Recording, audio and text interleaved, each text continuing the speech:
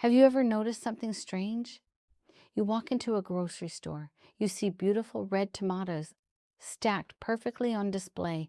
They look almost flawless, bright, smooth, perfectly round.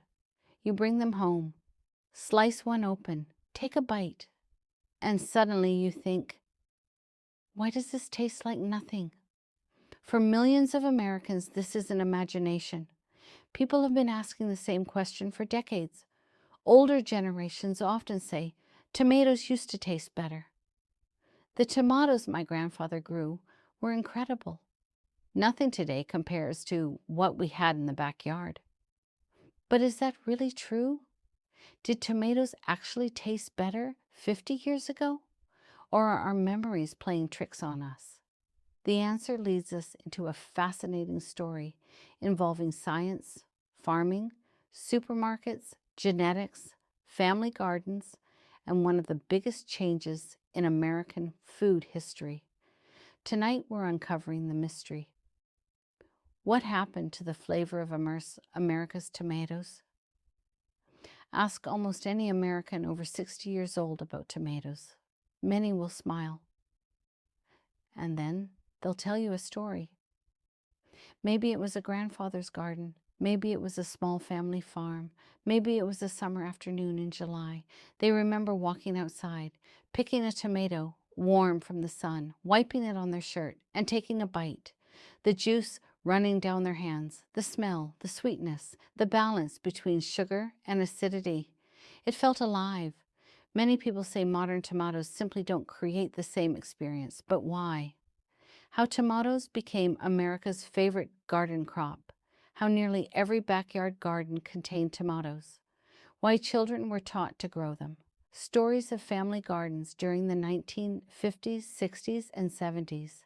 How neighbors exchanged seeds. How communities built traditions around gardening. Around the 1970s and 1980s, agriculture began changing dramatically. Supermarkets expanded. National food distribution exploded. Suddenly, tomatoes weren't being sold just locally. They were being shipped across the entire states, then across the country, then internationally. Farmers faced a new problem. How do you transport a soft fruit hundreds or thousands of miles without destroying it? The answer would change tomatoes forever. Imagine you're shipping tomatoes from California to New York. Every bruise costs money. Every damaged tomato becomes waste. Every soft tomato creates complaints. So breeders started focusing on something new, not flavor, durability, strength, appearance, shelf life. The tomato industry entered a race to create the perfect shipping tomato, and flavor slowly became a secondary concern. This is one of the most fascinating parts. Scientists later discovered that certain breeding decisions accidentally reduce flavor. The goal wasn't to ruin tomatoes. The goal was to make them look more attractive, but some genetic traits linked to perfect color and appearance also affected flavor compounds.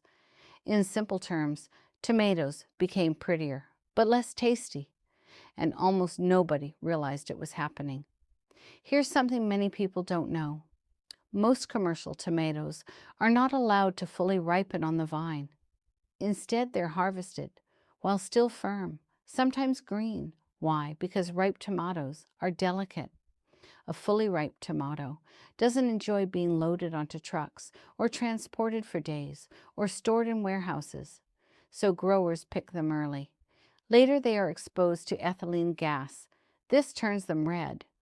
But here's the problem. Color isn't flavor. A tomato can become red without ever developing the rich taste of a vine-ripened fruit. Scientists have identified dozens of compounds responsible for tomato flavor. Some create sweetness, some create acidity, others create aroma. Believe it or not, much of what we call flavor actually comes from smell. That's why a fresh garden tomato seems to fill the air with fragrance.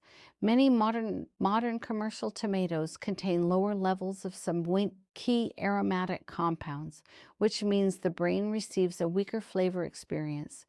The tomato looks fine, but tastes ordinary. Interview-style storytelling. Stories from older farmers. How they remember tomatoes from the 1960s. What changed? Why many small farmers still grow older varieties. Why farmers markets often offer better tasting tomatoes.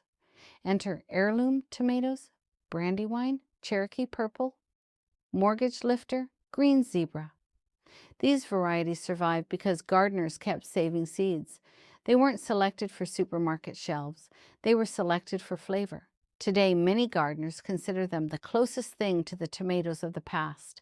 Millions of Americans have started growing tomatoes again, especially after food prices increased.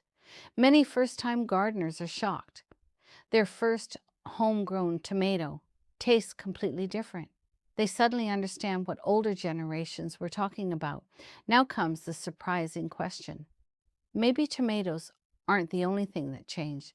Maybe we changed too. Think about it.